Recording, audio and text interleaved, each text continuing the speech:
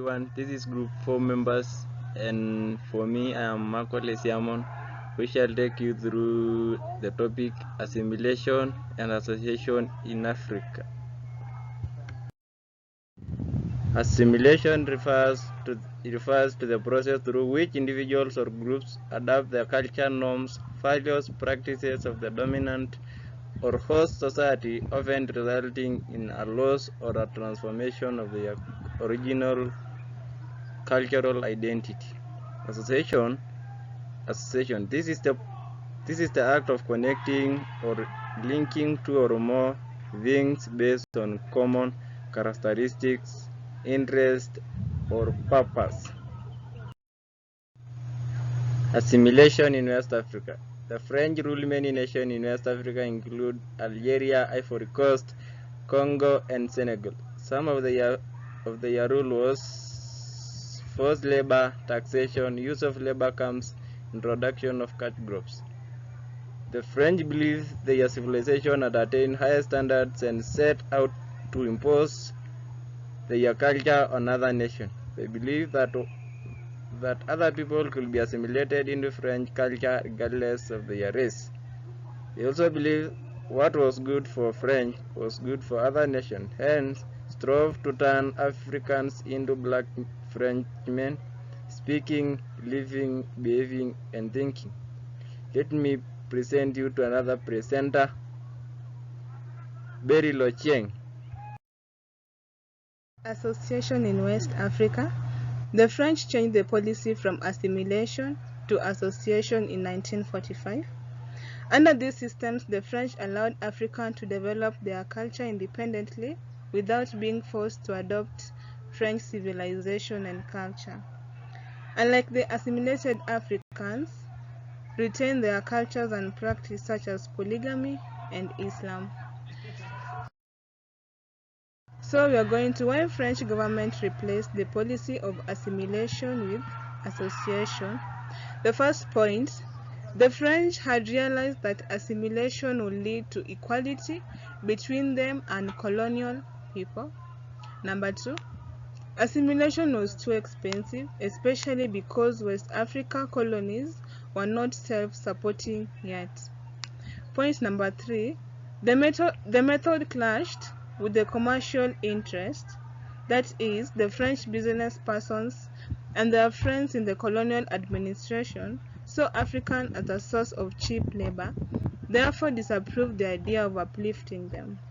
Point number four, the French had realized that not all the colonial people could be assimilated, only the elite ones among them could. The last one, they had realized that there was need to allow the colonies to enjoy freedom, developing according to existing traditional, political, and social structure. Hello, I am Viola, taking you through the reasons why assimilation was successful in the 4 communes of French. The first point we have there was a high percentage of mulatto population within the communes who readily accepted the French culture, making it easier for the French to apply assimilation. Second point, we have Africans who are familiar with European and their culture due to long interaction within them through the trade. Many people converted to Christianity, and this made it possible for French to apply the policy. In this, the 4 communes were the Dakar, St. Louis, and the Kori and Dakar.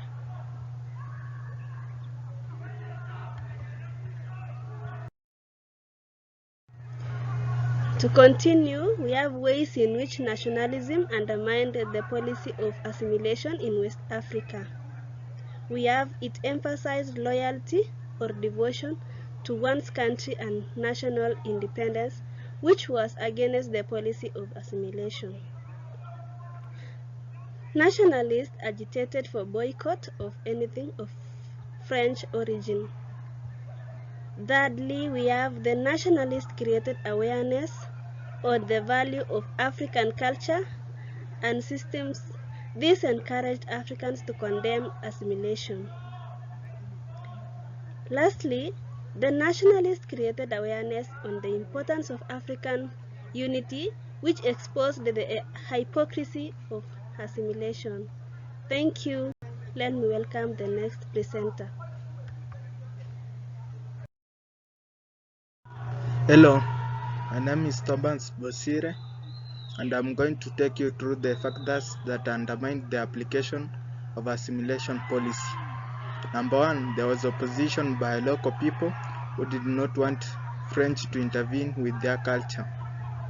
Number two, the traditional rulers resisted the policy since they did not want to lose their authority and influence over assimilation people. Number three, the French traders in West Africa also opposed the system. They viewed assimilated Africans as a potential threat to their commercial monopoly status. Number four, missionary school system of education undermined the French policy of assimilation since there was segregation in provision of mission education. Number five, nationalism conflicted with the policy of assimilation. Number six, the vastness of French colonies made it difficult to supervise the implementation of the policy. Number seven, Muslims resisted fiercely the French attempt to convert them to Christianity. The last one, the French citizens in the motherland opposed the policy as they feared being outnumbered in the Chamber of Deputies. Consequences of assimilation in Senegal. Number one, a great rift emerged between the assimilated Africans who were regarded as French citizens and the rest of African communities who were subjected to taxation and forced labor. Number two, the spread of Islam was greatly fluctuated, especially in the four communes where Africans were converted to Christianity. Number three, Africans from Senegal were allowed to participate in political matters of France. Number four, the assimilation policy undermined African culture as many Africans embraced French culture. Number five, the authority of traditional African leaders were eroded, and even many Africans were replaced by assimilated Africans. The last one, the colony was incorporated into French Republic and regarded as overseas province of France. Thank you all for listening to our group presentation.